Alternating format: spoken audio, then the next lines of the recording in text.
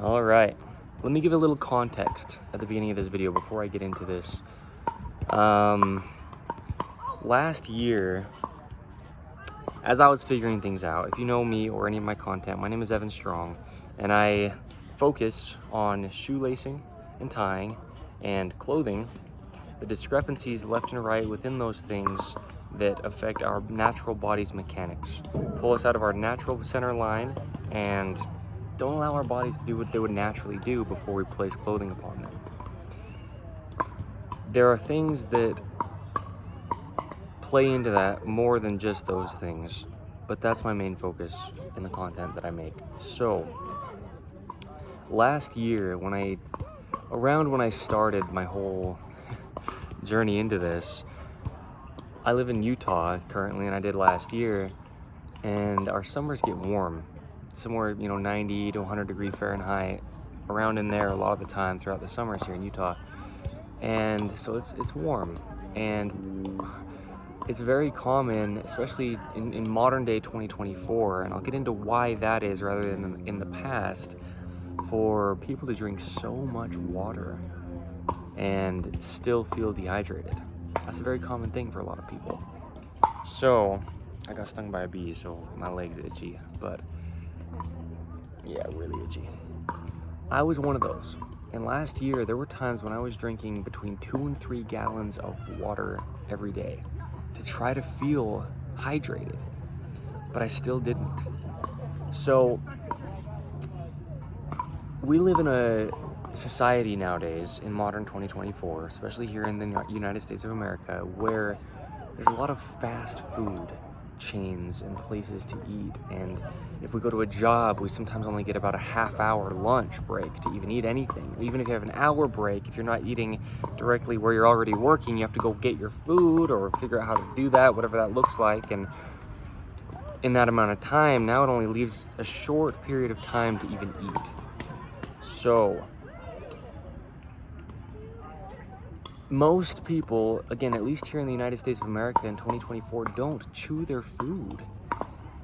They don't, because they don't have time to. And a lot of the time we have what people call lunch meetings, where they get together and they talk during their meal. And if you're talking while you're eating, it actually takes a good amount of time to thoroughly chew your food. A lot of people, myself up until somewhere around 6 months ago, didn't even know what it meant, and people don't even know what it means to fully chew their food. A lot of that is to do with what I talk about in my content is a misalignment within the body, and I show things freely in the information I give on how to get our bodies back to their natural center line within our own body's capability, because we're all individuals, we have our own things. People don't know what it means to fully chew their food. They don't know what it means to properly drink liquids. Water. We'll focus on water for the sake of this video. And I'll also explain a little bit about water. Because if you're not fully chewing your food, it can't digest. People make the argument of how you have stomach acid and your digestive system does a really great job at doing what it does, and it does. But that is kind of implying that before your food reaches your digestive system down in here, it's properly introduced into your body. So, when you chew your food, when you drink any liquid, water, or anything else, it needs to have, not only your food needs to be chewed thoroughly, but your food or any liquid that goes into your mouth that you're going to put into your body has to have enough time within your mouth to allow your saliva to fully mix with it before it goes into your body. So, your body doesn't want things that feel foreign inside of it. So, what that does is not only allow your saliva to fully mix with it to kind of begin the breaking down process. Your saliva is actually your body's first form, if you will, of digestion as the food or water or any liquid goes into your body. And it needs to be able to be fully mixed with whatever enters your mouth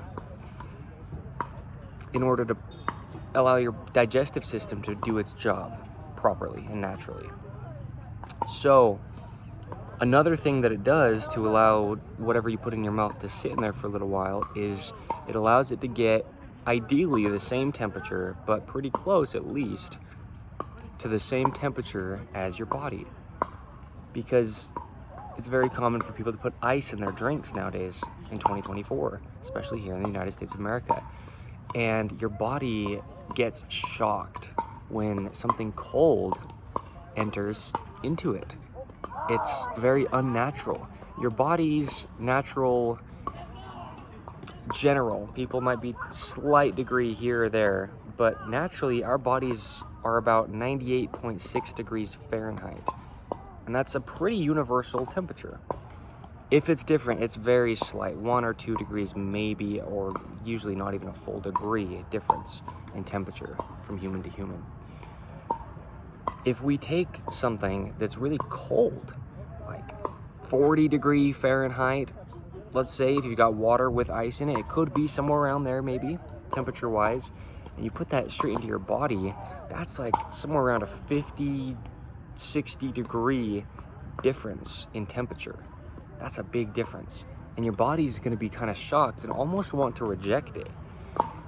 And it won't fully accept it into its system,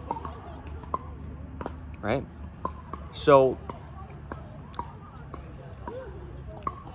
it seems really weird.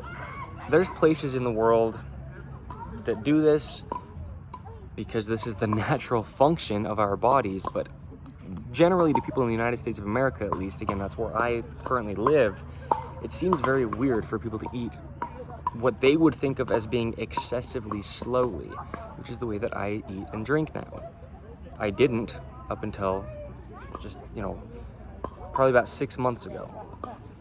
So when I drink anything, let's say I'm drinking milk, okay? Whether it's almond milk, cow's milk, oat milk, this milk, that milk, I'll put it in my mouth, take a sip, and I'll just kind of let it sit in my mouth. And underneath your tongue, you've got those, if you've heard the term gleeking, where like sometimes saliva will shoot out of your mouth on accident and it's like, whoa, it's like, I didn't mean to do that.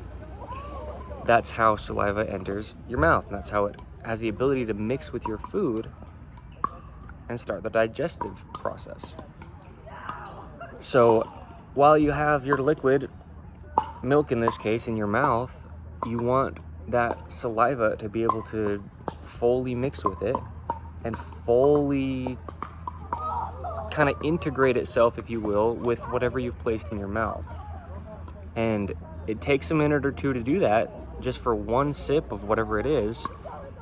And within that, it also allows it to be sitting within your body and get closer to your body's temperature, ideally the same as your body's temperature. And then you can swallow. Now, a lot of people talk about bloating, and a lot of the reason that people feel bloating within their body is they're swallowing air. Really, unless you get air in through your nose accidentally, because your nose shouldn't go into your digestive system, really, right, your sinuses all connect into there, but unless it's going through your things, whatever you're swallowing down your throat, air can't really enter your digestive system. When you breathe, it goes into your respiratory system, into your lungs. You should not have air within your digestive system. So, any bloating that you experience, because there's actual air, anytime people burp, right? I don't burp rarely ever anymore after learning how to eat and drink properly. But people who burp often, or really at all, if your body has the ability to do that, it means you've had air enter into your digestive system. So, unless there's very specific other things within your digestive system that could allow that to happen, but I only want to say that just because I know it's a bold claim. But really, unless air enters, nothing air-wise can come out. Where else is it going to come from? So,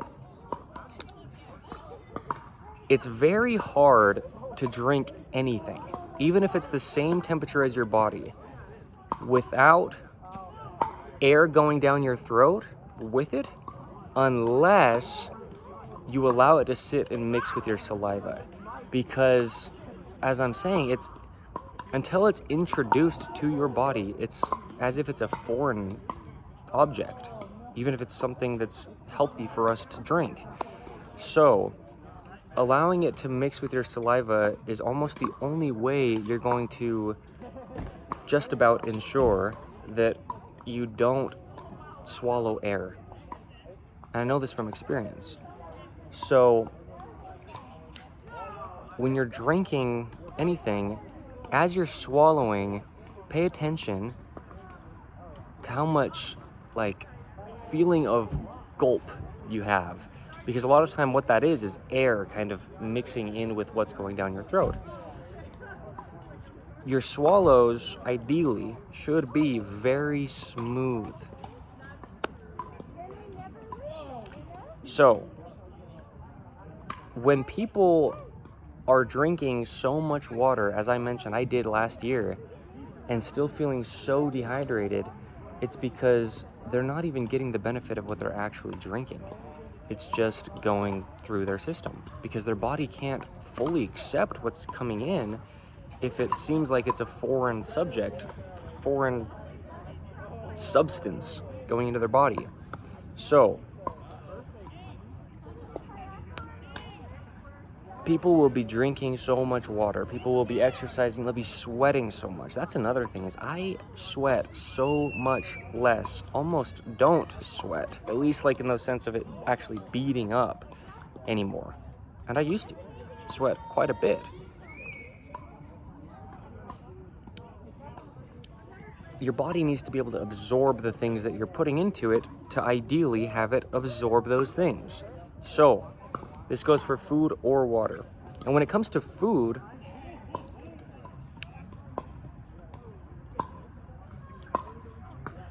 now you have things that it's not just liquid that can quite smoothly go down your throat.